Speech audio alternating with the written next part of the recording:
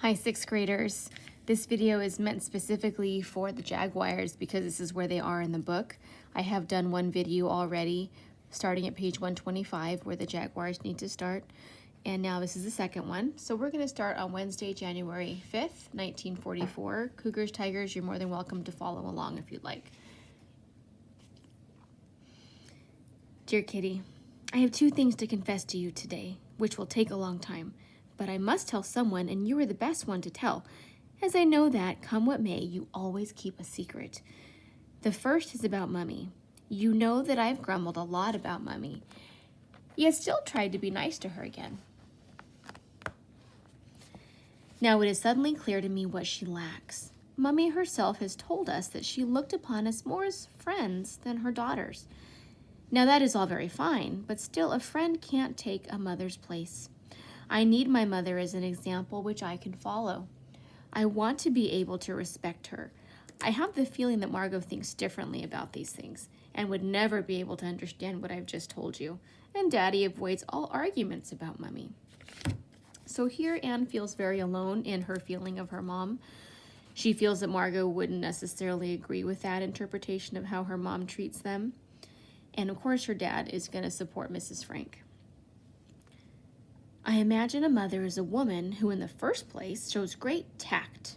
That is sensitivity in dealing with others or difficult issues. And she really feels like her mom is insensitive to her and will even say things that are insensitive to Anne in front of others.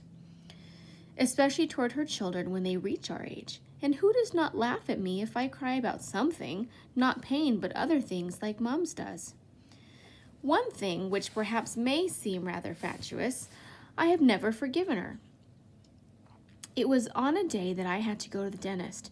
Mummy and Margot were going to come with me and agreed that I should take my bicycle. When we had finished at the dentist, we were outside again. Margot and Mummy told me that they were going into town to look at something or buy something, I don't remember exactly what. I wanted to go too, but was not allowed to, as I had my bicycle with me. Tears of rage sprang into my eyes, and Mummy and Margot began laughing at me. Then I became so furious that I stuck my tongue out at them in the street, just as an old woman happened to pass by, who looked very shocked. I rode home on my bicycle, and I know I cried for a long time. It is queer that the wound that Mummy made then still burns when I think of how angry I was that afternoon.